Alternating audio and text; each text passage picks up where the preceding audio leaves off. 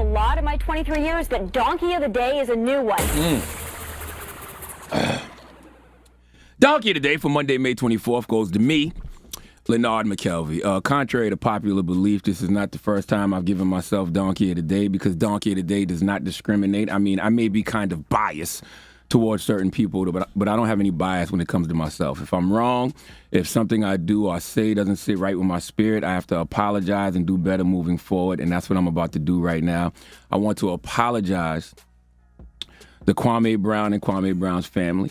I want to apologize to his father, Bill Brown, and the family of his father. See, last week on this radio, in my attempt to defend a Charleston, South Carolina-born brother like myself, I revealed too much information about that man's family. And even though all that stuff is public record, some things just don't need to be said on the radio, and they definitely don't need to be said by me. When I look back, on the way I communicated that, I communicated it all wrong. And I unintentionally triggered trauma in a lot of folks I grew up with, who I genuinely love. I'm sure I caused a lot of pain for not only Kwame Brown, but for his family, especially his family in my hometown of Moncks Corner, South Carolina. You know how I know?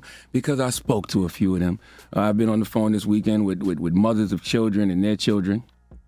Salute to Shaliba and her daughter, Brianda. I was on the phone with sisters like Wallette. Salute to Wallette. Oh, she cursed me out good. And, I was apologizing for triggering them, causing them pain, because I was casually discussing their family's trauma, man. And that's something that I have to stop doing. That's something that we all have to stop doing. I was talking to my Sacred Purpose coach, Yadi Alba, this weekend. She's like a spiritual therapist. I have her and my clinical therapist, and that's what we were talking about, how we casually discuss each other's traumas. I didn't even think about, when I spoke on, Kwame and his family, how many people were impacted by those things I was speaking on. I mean, that's generational. Okay, I caused pain and unintentionally poked at people's wounds, okay, wounds that will probably never heal. And I can't take back those words, but I can apologize. I think oftentimes we, meaning black people, we fight each other with our demons, whether true or false, whatever is the worst thing we know about a person or think we know about a person, we default to that, and that was not my intention. I was not in any way, shape, or form trying to paint Kwame in a negative light, okay? That black man is not my op. He wasn't my op when I said it. In my mind, I'm defending that man, but I should have been defending him as Leonard Charlamane CthaGod McKelvey, the professional, and not Leonard Larry, whatever you want to call me, from Moncks Corner, South Carolina, talking like I'm home in the town on why I believe they need to leave Kwame Brown alone. That was whack, because the conversation didn't even have to go there. The conversation should have been about basketball. Yes, leave Kwame Brown alone because he achieved a goal and a dream that 1.3% of NCAA seniors will achieve, and 0.03% of high school seniors. You know how small a number that is? And, that's just simply being drafted in the NBA. If you play 13 seasons and make $65 million, you're a success, okay? If you work 13 years anywhere and make that kind of money, you're a success. So salute to that man. The only expectations we have to live up to is our own. That's why I always say success is subjective, okay? My views of success may be different than yours. As long as you're happy, that's all that matters. But we didn't even get into that conversation because my mind automatically went to something that it didn't even have to go to. In doing that, I unintentionally caused trauma. And since I unintentionally caused trauma, I have to be intentional about causing healing. I'm not about to sit around and have beef with another black man for nothing. Trust me, as y'all know, I have a lot of real enemies who are gunning for me every day. Kwame Brown is not going to be one of them, okay? I totally understand why Kwame Brown was upset at me. I went low.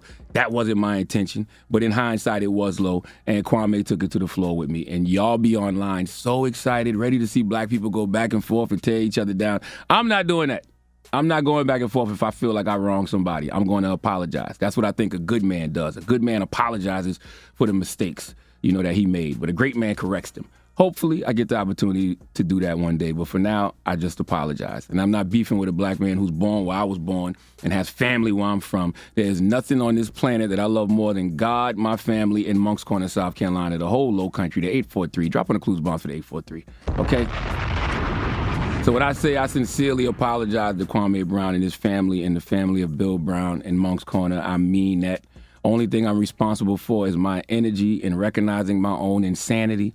And Eckhart Tolle once said, to recognize one's own insanity is, of course, the arising of sanity, the beginning of healing and transcendence. I truly believe if trauma can be passed down through generations, then so can healing. Me, Leonard McKelvey, I have never claimed to be perfect. In fact, I'm far from it. I'm not going to always get it right. The same things people listen to me for is the same things they hate me for because I talk too much. I overshare. I overshare about myself. I overshare about others, and that has historically got me in trouble. But we are all works in progress, and one of the most healing things you can do is recognize where in your life you are your own poison. And last week I was poisoned. The Kwame Brown, Bill Brown, and their families. For that, I sincerely apologize. Please let Remy Ma give me, Leonard McKelvey, Charlamagne the God, the biggest hee-haw. Hee-haw, hee-haw. You stupid motherfucker. Are you dumb? Yes, indeed. Donkey of the Day is brought to you by the law office of Michael S. Lamonsoff. Don't be a donkey. Dial pound 250 on your cell and say the bull if you've been hurt in a construction accident. That's pound 250 from your cell and say the bull.